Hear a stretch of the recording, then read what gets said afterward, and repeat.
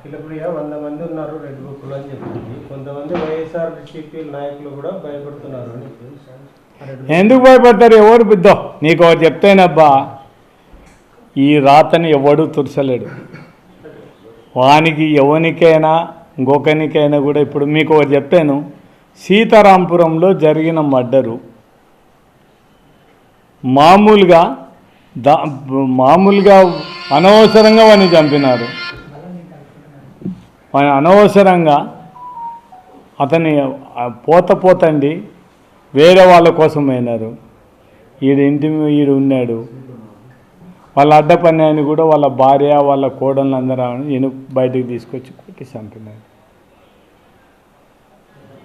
ఇప్పుడు ఒక్కోసారి ఏముంటుంది, ఇంకా దేవుడు ఏమి రాసింటే అది జరుగుతుంది. ఇప్పుడు ఎవరికి ఇప్పుడు ఇప్పుడు ఏమన్నా అఖిలప్రియ ఇక్కడనే చిరస్థాయిగా ఇంకా ఇంకొక 100 ఏళ్ళు నేను ఖచ్చితంగా బతుకుతాను, నాకేం ఇబ్బందులు ఏమైనా గ్యారెంటీ ఏమైనా ఉండదా? ఎవ్వరికి ఉండదు.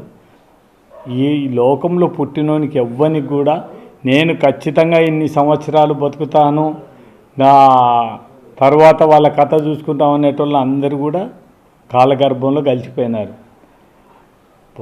మాట్లాడే రాజకీయాల్లో మీరు చేతనైతే ఇప్పుడు రాజకీయ నాయకులు మేమందరం కూడా తెలుసుకోవాల్సింది ఒకటే, ప్రజలకు మంచి చేయండి. మాకంటే బెటర్గా జగన్మోహన్ రెడ్డి ఇచ్చిన దానికంటే మీరు మంచి పథకాలు ఇచ్చి, మాకంటే జగన్మోహన్ రెడ్డి కూడా ఇవ్వలేకపోయినాడు. తెలుగుదేశం పార్టీ కూటమి వచ్చిన తర్వాత ఇవన్నీ ఇచ్చినారని ఆ పబ్లిక్లో ఆ టాక్ తీసుకురండి. మీరెవరు మమ్మల్ని మీ రెడ్ బుక్కులు అవసరం లేదు, మీరు ఎవరిని బెదిరియాల్సిన అవసరం లేదు. ప్రజలే మీకు మెచ్చి ఓట్లేశారు.